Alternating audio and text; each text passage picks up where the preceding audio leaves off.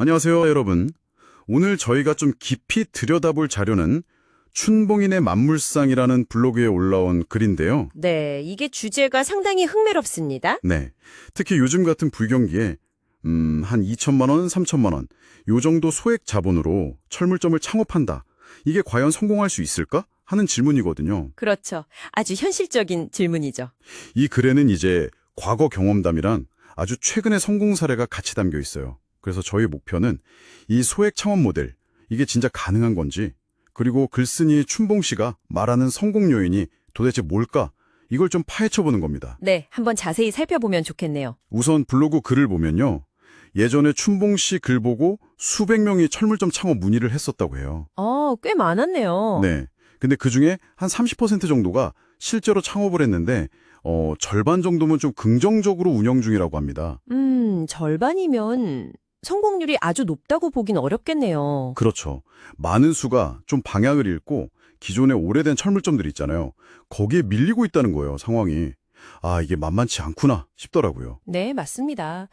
글쓴이도 그 실패 원인을 창업 초기에 자기만의 정체성, 그러니까 좀 뚜렷한 색깔 없이 기존 업체들하고 그냥 정면으로 경쟁하려 했기 때문이라고 분석을 하더라고요. 차별화가 없었다는 거군요. 그렇죠. 단순한 열정? 열심히 하면 되겠지. 이것만으로는 부족하다는 걸 보여주는 거죠. 차별화된 전략이 정말 중요하다. 이런 이야기입니다. 근데 진짜 놀라운 건 춘봉 씨가 아주 단호하게 네, 소액 창업 가능합니다. 이렇게 선언을 한다는 거예요. 그래요? 그 근거가 뭔가요? 최근 성공 사례를 딱 드는데요. 가용 자금이 한 5천만 원 정도 있었는데 실제 매장에 상품 까는 데는 2천에서 3천만 원만 쓰고 나머지는 갖고 있다가 고객이 주문하는 상품 사오는 데 써라. 이렇게 조언을 했다는 거예요. 그건 좀 일반적인 생각과는 다른데요. 보통은 초반에 물건을 꽉 채워놓으려고 하잖아요. 맞아요. 그러니까 이제 완전 역발상인 거죠. 네, 바로 그 지점이 흥미로운데요. 초기 재고를 막 쌓아두는 대신에 그 유보 자금으로 고객의 어떤 특정 요구에 빨리빨리 대응하는 거. 이 민첩성에 초점을 맞춘 전략인 거죠. 네. 매장이 없어도 주문하면 바로 구해다 준다. 이런 식이군요. 그렇죠. 근데 이게 가능하려면 멘토, 그러니까 춘봉 씨가 창업자 사이에 엄청난 신뢰가 있어야만 가능한 모델이에요. 아, 맞아요. 그래서도 그 신뢰관계를 엄청 강조해요. 이 새로 창업한 사장님이 매장 고르는 것부터 인테리어, 상품 진열, 선정, 고객 응대, 영업 방향까지 진짜 모든 걸 춘봉 씨 좋은 대로만 따랐다고 하더라고요. 와, 전적으로 믿고 따른 거네요. 네. 얼마나 그 관계가 끈끈했으면 춘봉 씨가 고마워서 매장 조명 공사를 공짜로 해줬을 정도라고 하니까요. 그 정도면 정말 보통 사이는 아니네요. 이런 수준의 밀착 지도가 핵심이었던 것 같습니다. 그렇죠. 사실상 춘봉 씨가 그 주변 경쟁 상황 다 고려해서 맞춤형 사업 계획이랑 운영 전략 전체를 그냥 제공한 셈이죠. 네네.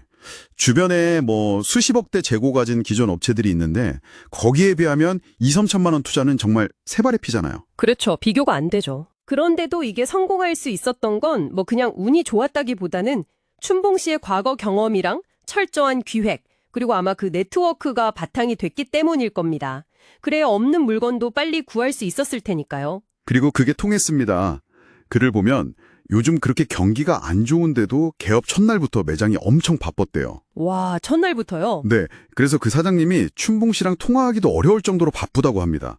이 성공을 보면서 예전에는 좀 소액 창업 말렸던 춘봉 씨 자신도 이제는 내 모델이 성공할 수 있구나 이런 확신을 갖게 됐다고 해요. 그 춘봉 씨의 자신감 변화, 이것도 중요한 포인트네요. 네. 전에는 좀 주저했지만 이제는 자기의 그 역발상 전략하고 네트워크를 잘 쓰면 소액 창업도 충분히 가능하다, 이렇게 믿게 된 거죠. 그렇죠. 다만 이게 아무한테나 다 되는 건 아니라고 딱 선을 긋더라고요. 지원하기 전에 꼭 상담하고 면접을 봐서 그 사람의 어떤 의지나 가능성을 먼저 본다, 이렇게 강조합니다. 보장된 길은 아니라는 뜻이죠. 결국 핵심은 이건 것 같아요. 그러니까 초기 자본 크기 자체보다는 올바른 전략, 그리고 경험 많은 멘토의 도움이 있고 또 무엇보다 그 계획을 믿고 꼼꼼하게 실행하려는 의지, 이게 있다면 거대 경쟁자들 사이에서도 소액 자본 철물점이 살아남을 수 있다. 이런 가능성을 보여준 거 아닌가 싶습니다. 네, 맞습니다. 어떻게 접근하느냐, 그 방식이 더 중요해 보입니다. 전략적 차별화하고 멘토의 경험을 잘 활용한 아주 흥미로운 사례죠. 네. 특히 대규모 초기 재고 확보라는 그 부담을 피하고 고객 요구란 빠른 주문 처리 능력에 집중한 거. 이게 핵심이었던 것 같아요. 그렇죠. 그 진입장벽을 다른 방식으로 넘어선 거죠. 네. 참 어려운 시기에 뭔가 새로운 도전을 고민하시는 청취자분들께는 좀 다른 관점을 제시하는 이야기가 될 수 있을 것 같습니다. 여기서 근데 한 가지 좀 더 생각해 볼 점이 남는 것 같아요. 어떤 점이죠? 춘봉 씨 같은 그런 든든한 멘토를 만나고 신뢰하는 것도 당연히 중요하지만 이런 최소 자본 창업 모델을 장기적으로 성공시키려면 창업자 본인에게는 과연 어떤 내재적인 자질이나 뭐랄까 사고방식 같은 게 필수적일까 하는 질문이요. 아, 네. 정말 중요한 질문이네요.